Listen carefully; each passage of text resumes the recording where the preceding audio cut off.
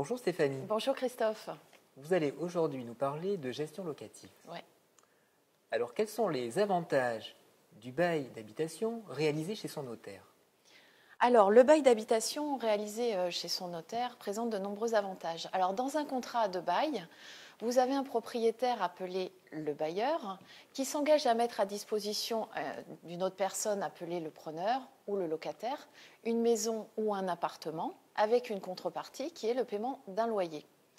Alors, dans ce contrat de bail, il y a les droits et obligations de chaque partie. Donc, une rédaction approximative ou erronée pourra entraîner la responsabilité du propriétaire. Donc, c'est pourquoi vous avez tout intérêt à aller chez votre notaire. Et la seconde raison pour laquelle vous devez y aller, c'est que le bail notarié présente différentes caractéristiques. Il a tout d'abord une date certaine, une force probante, mais ce qui nous intéresse surtout, c'est la force exécutoire. Alors, je m'explique. Cette force exécutoire, c'est par exemple lorsque votre locataire ne paye pas ses loyers. Le notaire vous aura remis un titre exécutoire avec lequel vous pourrez aller chez un huissier qui pourra mettre en recouvrement directement la créance, donc sans avoir à passer par la case tribunal et sans avoir à payer de frais de procédure. Donc c'est tout l'avantage. Donc ça, c'est également valable si jamais votre propriétaire ne respecte pas ses obligations. Alors Stéphanie, oui. Y a-t-il des formalités à faire avant de louer? Alors bien évidemment, il y a des formalités à accomplir avant de louer un appartement ou une maison. Alors vous devez établir certains diagnostics. Alors tout d'abord, ce qu'on appelle l'état des risques naturels prévisibles qui dit si votre location est par exemple en zone inondable.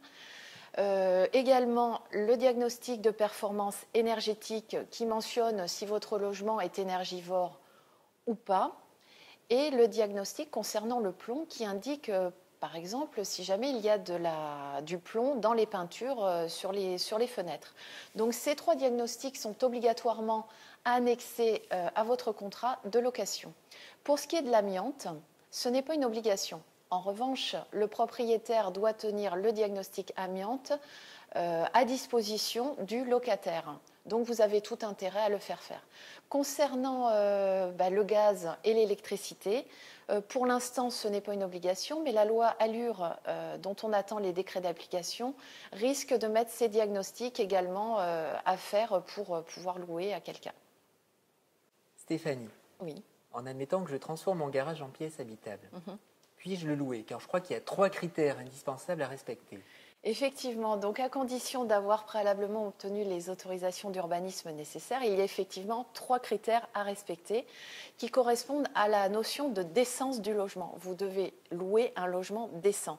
Alors le premier critère est un critère sur la santé et la sécurité des locataires. Donc par exemple, vous devez louer quelque chose de sécurisé. Donc s'il y a des balcons, il faut des garde-corps, les branchements électriques doivent être conformes, donc ça c'est sur la sécurité. Il y a également un critère concernant la surface du logement loué. Il faut un minimum respecter. Exactement, vous ne pouvez pas louer un logement d'une surface inférieure à 9 mètres carrés et avec une hauteur sous plafond de 2,20 mètres minimum. Après, bien évidemment, vous avez des critères concernant l'équipement du logement, donc ça c'est une question de bon sens, un petit coin cuisine, un point pour faire chauffer votre nourriture, des sanitaires évidemment séparés du coin cuisine, une luminosité qui soit nécessaire, voilà, et ensuite un point de chauffage. Voilà, ce sont les 3 critères pour louer un logement décent. Eh bien, merci Stéphanie pour ces réponses tout à fait intéressantes.